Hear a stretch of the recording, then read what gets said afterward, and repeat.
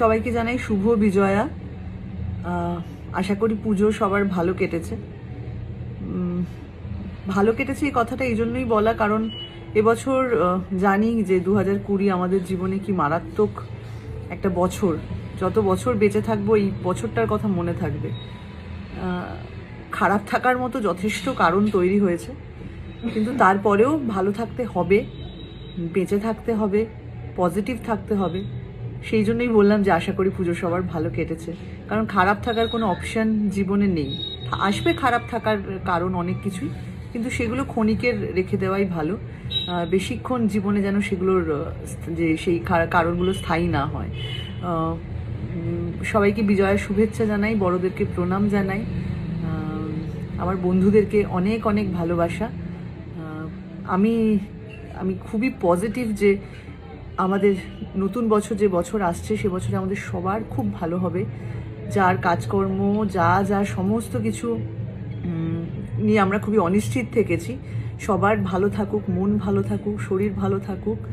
আর বেঁচে থাকাটাই এখন খুব মানে বড় ব্যাপার আর কি।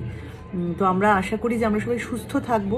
শুধুমাত্র একটু আমাদের কনসিয়াস থাকতে হবে, একটু আমাদের ভাবতে হবে যে আমরা কিভাবে সায়েন্টিফিক ওয়েতে সমস্ত কিছু আনন্দের মধ্যেও বিজ্ঞানসম্মতভাবে যাতে সব কিছু করতে পারি।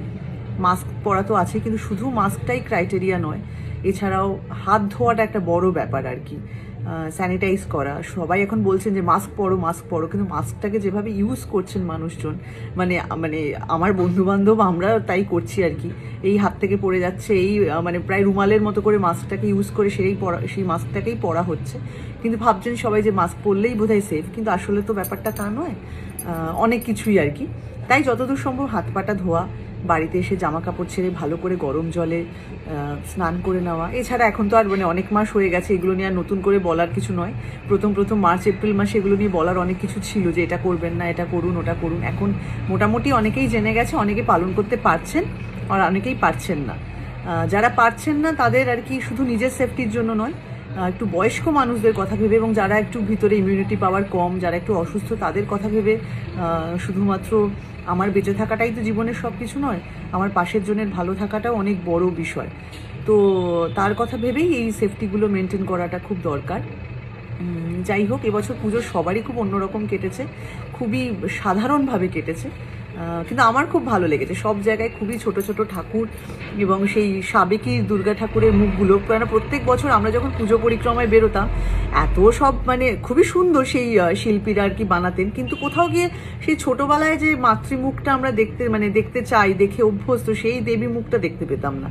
তো এবছর সেই দেবী মুখটাই দেখেছি সব জায়গায়, খুব ছোট ছোট মিষ্টি বাচ্চা মেয়ের মতো সব ঠাকুর হয়েছে। খুব ভালো লেগেছে সেই ঠাকুরগুলো দেখতে।